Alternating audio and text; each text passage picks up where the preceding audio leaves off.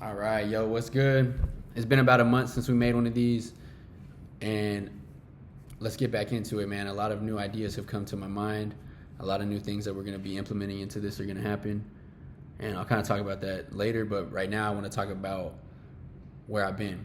So the past month, I have been making a lot of big decisions and taking a lot more shots, spending a lot more money, trying a lot of things, going after things that are hard, going after big challenges, and just going for it.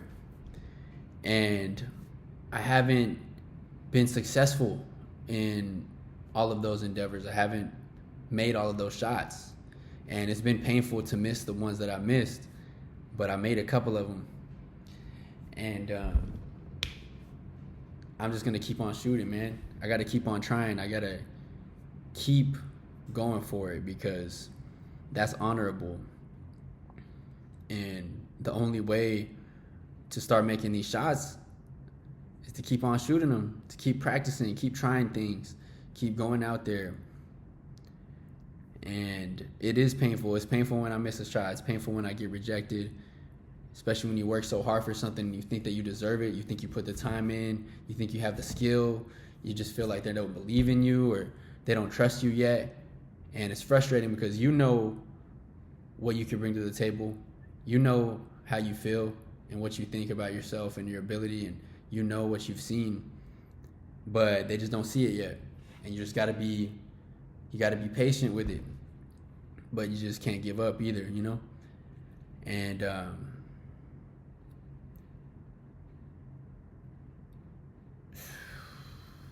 for example, I went for a job recently.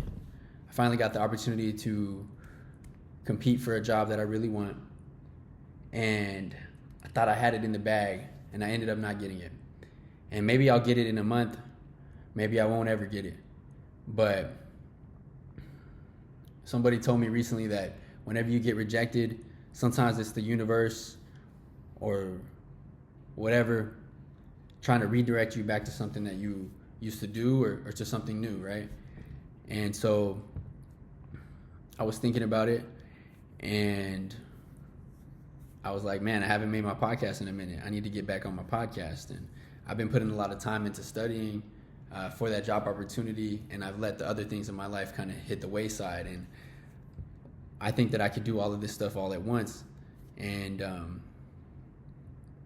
I guess I haven't been doing it. So we got to figure that out. But all of this has kind of brought me back to a verse that I really love from the Tao Te Ching. It's verse 41. I'm not going to read you the whole thing. I'm just going to read you the middle part, and that's really the best part. So it says that the path into the light seems dark. The path forward seems to go back. The direct path seems long. True power seems weak. True purity seems tarnished. True steadfastness seems changeable. True clarity seems obscure. The greatest art seems unsophisticated. The greatest love seems indifferent. And the greatest wisdom seems childish. And how this relates to going for it and getting rejected and trying again is that, man, like, I got rejected from this job, right? Maybe I'll get it. Maybe I'll get it later. And right now it feels like why is this happening? Like, I thought I had it. I thought it was my time to shine, but it's not my time yet. But maybe that's what the path into the light seems dark means. Like, right now it seems like, damn, maybe I'll never get promoted. Maybe this is never going to happen. But maybe I will. And then true purity seems tarnished. It's like whenever you meet somebody and they have their flaws and you start to discover more about them and you realize, damn, they're not a perfect person. On the surface, you may think that, you know, that makes them impure, like they've lost their innocence because they've done things that they don't agree with anymore. But that's the opposite. Like, true purity seems tarnished. Just because somebody has done something that they don't agree with anymore, generally speaking, it doesn't mean that they're not a pure soul. It doesn't mean that their intentions weren't true or that they aren't true. It doesn't mean that.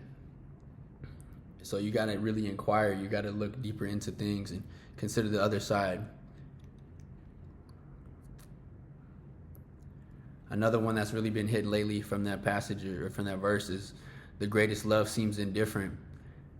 It's like if you hold on to something too tightly, you'll push it away. If you hold on too loosely, then you'll probably let it go. But it's like somewhere in the middle where you're kind of like, either way it goes, it's gonna be all right. And it's just like this constant balance between like, damn, I don't know if I'm gonna get that job. I know I'm gonna be all right even if I don't get the job. But it's like every day, you still living your life going for it, trying to get that job. And just kind of going with the flow, living in the pocket, using your discernment to make these decisions, and kind of just trusting that things are going to work out. Things are going to work out how they're supposed to work out, because they always do. They don't always work out in the timing that you would expect them to, or at the time that you want them to, but they always work out. I think that's an important mindset to have whenever you're on the journey of entrepreneurship and you're really playing the game of life, and you're enjoying it. Because I mean, this is the beauty of it. Like, the pain that you go through in life, that is the beauty of it. And because at the end of that pain is triumph. It's growth, it's progress, and it's just like powerful. That's where the character is built.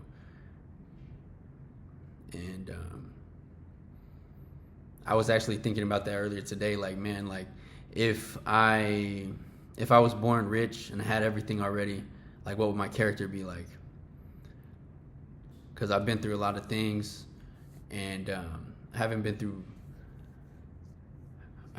like the worst things, but I've been through enough to be humbled. I've been through enough to realize that I don't know everything, but I've also been through instances where it's like, I know I got to stick up for myself. I know I got to believe in myself more than anybody else. And sometimes that can come off as like cocky or arrogant, but in the same token, it can come off as confident and honorable, because I've set a boundary with the world and I'm telling it, yo, like, this is who I am, and I refuse to accept anything else.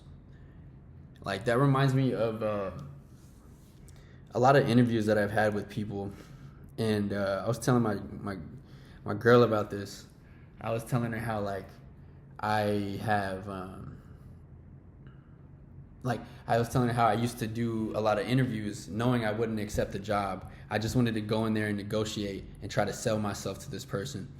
And the ones that I remember the most were really the ones that either I couldn't get or I didn't take, or both, or whatever.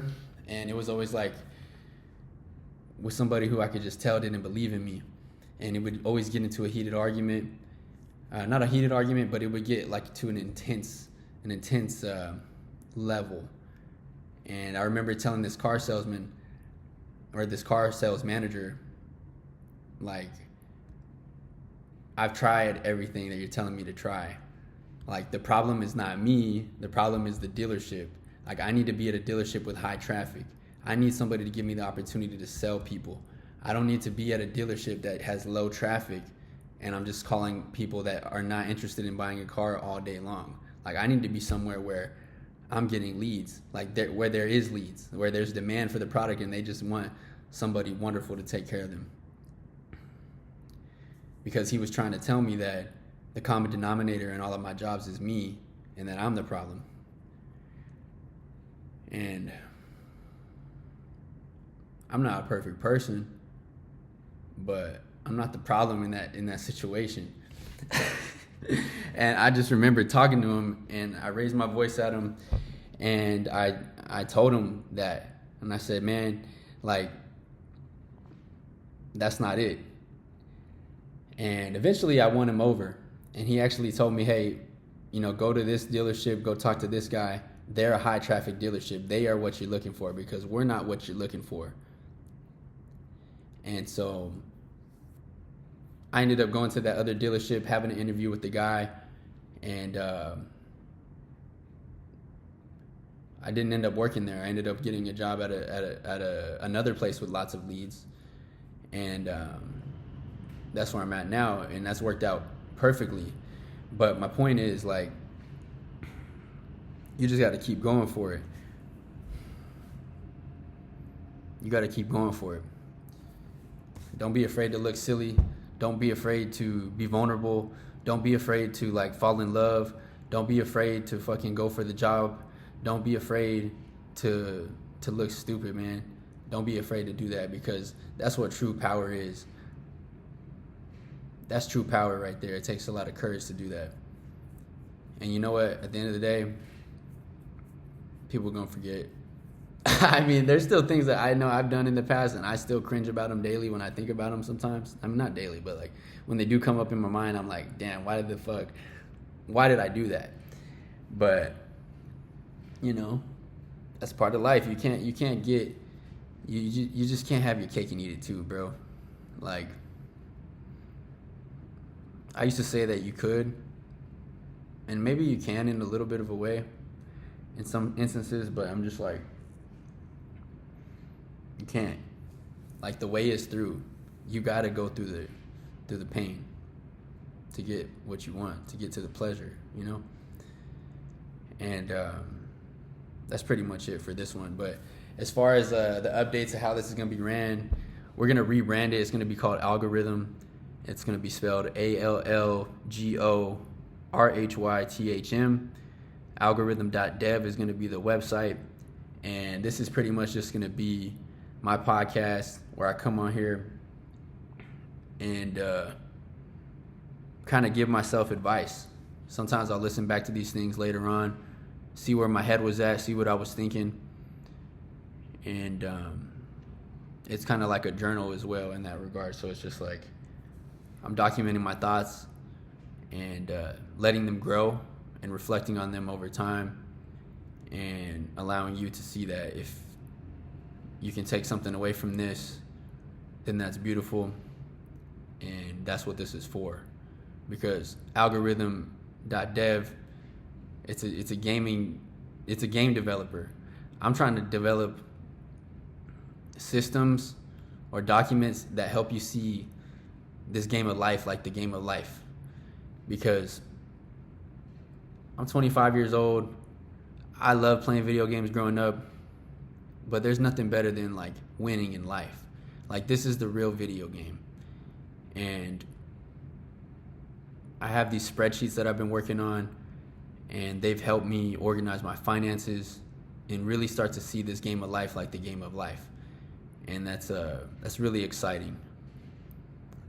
It gives me something to look forward to and something to track, and it helps me remain disciplined and all that stuff. So yeah, I'm working on the logo and stuff. It's gonna be cool. Just stay tuned. But yeah, this is Cherry Parker Puali 00. See you on the next one.